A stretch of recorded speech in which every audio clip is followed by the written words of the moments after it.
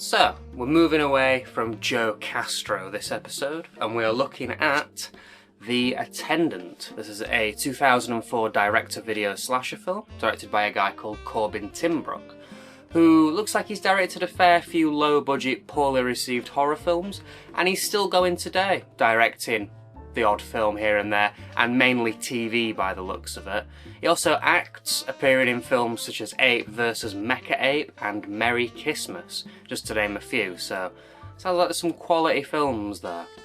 The film mainly stars sort of unknowns and bit actors and such.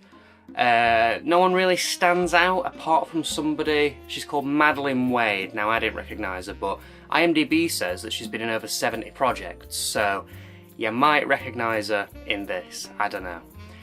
So, there's not much information about this film online at all.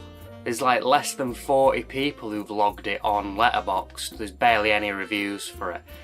But the reviews that we do have lean towards this not being great. So let's have a look, shall we?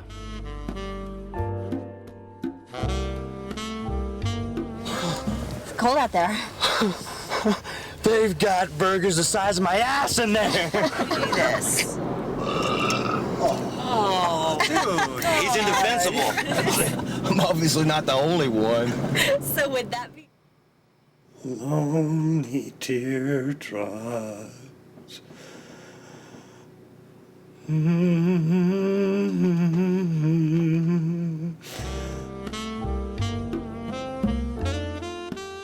The plot follows three young couples who are off out on a camping trip.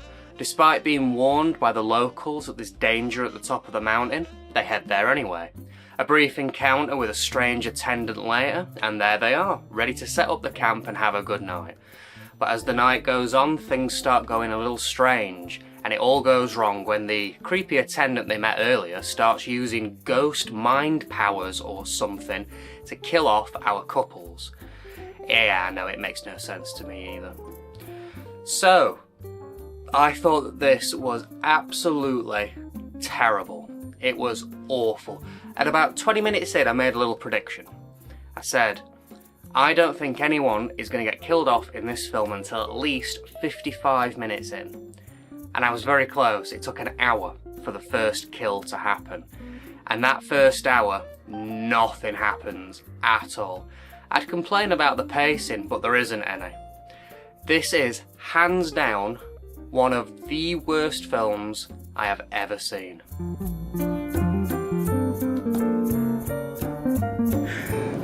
Come on, he can swim. The guy can swim. I mean, I can't believe you fell for that, man. I mean, come on.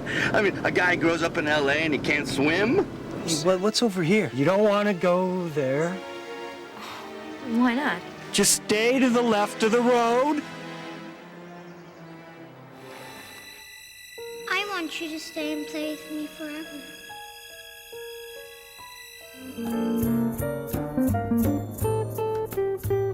The one good part to this film is a scene where one of the characters kills himself by swallowing an axe handle. And outside of a bit of fake blood and some different lengthed axes, you don't really get much by way of effects. I guess I just sort of liked the idea of it. Outside of that, the gore is awful, and it's all crammed into the last 10 minutes. It's really not worth mentioning at all. Bit of fake blood here and there, and a lot of after-the-fact gore. And the same, there's nudity in this as well, but the same can sort of be said there. It's nothing worth mentioning, it just adds a little bit to the sleaze factor, I guess, of the whole thing. The acting is terrible. It's really bad. All the characters are super boring to listen to and super flat with their deliveries, and that's kind of annoying because these characters love to tell stories and monologue about things, and it just makes it very uninteresting and difficult to listen to. They're all sort of one note as well, so there's nothing really to latch on to here, unfortunately. The Attendant, by which the film bears its name, is also pathetic. terrible. He's barely in the film, he says about 4 lines, and then he pulls stupid faces while killing people with some non-disclosed power that he's somehow got. Definitely one of the worst killers I think I've ever seen in a film.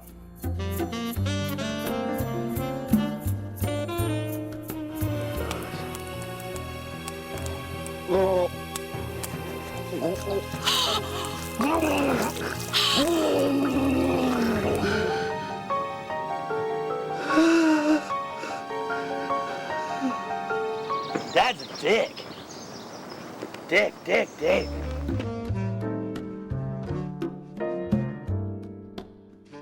So let's look at the Millennium Trash angle for this, shall we? Because it is, for sure, a Millennium Trash film. We get a few of the tropes here. We get the overly edited opening title sequence. We get bad acting, bad fashion, awful characters. We get a boom micing shot. We get references to other much better films. And this is clearly shot on some sort of early digital. I'm going to guess DV, but it's some early 2000s digital for sure. Now, unfortunately, all these tropes just sort of fall flat because the film itself is so bad.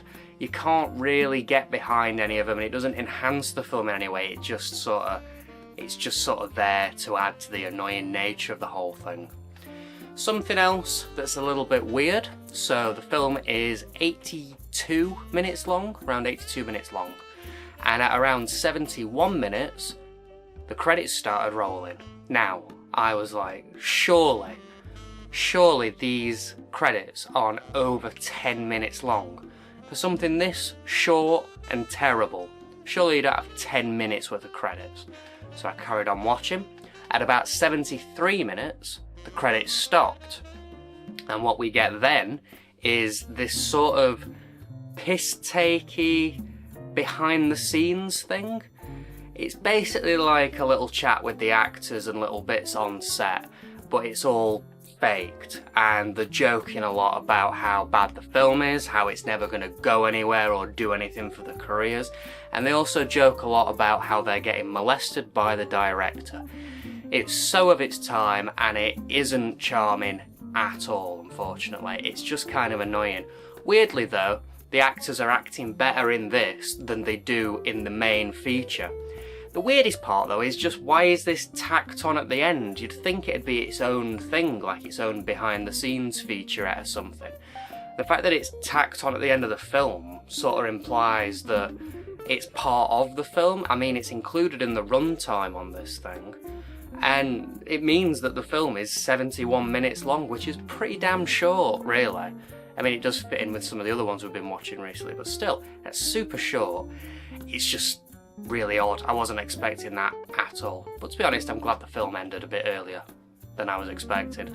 Lastly, before we move on, this film is cited on the case as being based on a true story. Now, I've looked into this, I've tried to do research, and I'm calling bullshit. I mean, of course I should call bullshit. It's about an attendant who uses ghost mind powers to kill, apparently, teenagers. Of course it's not real. So I kind of hate it when they put that on, like a false based on a true story. But what are you going to do?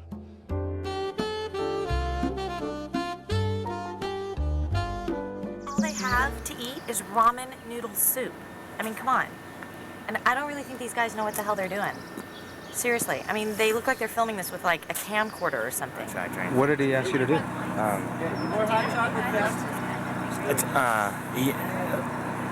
He asked me to touch him. And this is the making no place, of the making of. Right Really? Okay, let's look at this print then. Much like the film, it is absolutely terrible. It's in 4:3, it's very low quality, very pixelated, with tons of ghosting throughout as well. A lot of the shots are super blown out by the lighting, and you can't really tell what you're looking at half at time. And the sound is either really muffled or it's clipping the mic constantly.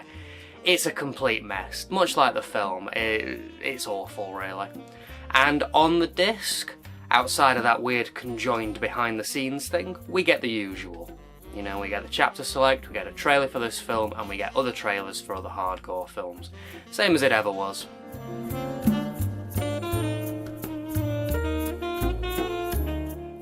Okay, time for the case. So, all the information seems correct.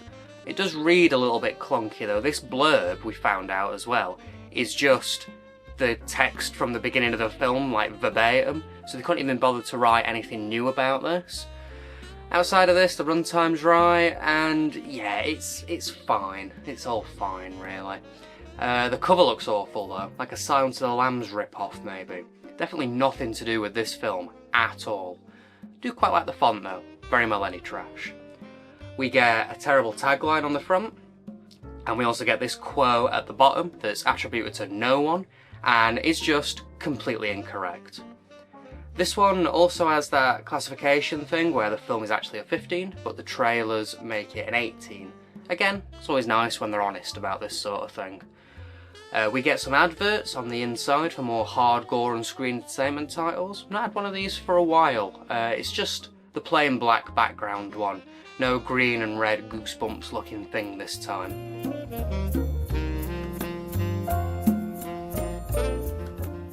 Overall then, this is an awful, awful film. It has nothing going for it whatsoever.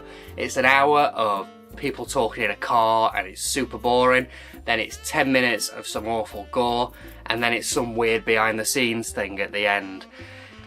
It's just absolutely terrible, and nothing happens, and when stuff does happen it makes no sense. It isn't summed up in a satisfying way or anything like that.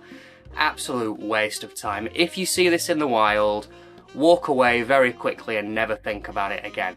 It is 100% not worth your time. As far as releases go, luckily nobody else has re-released this. It's this and a Shriek Collection DVD as usual. But don't buy this, you don't need this in your life, it's a waste of time.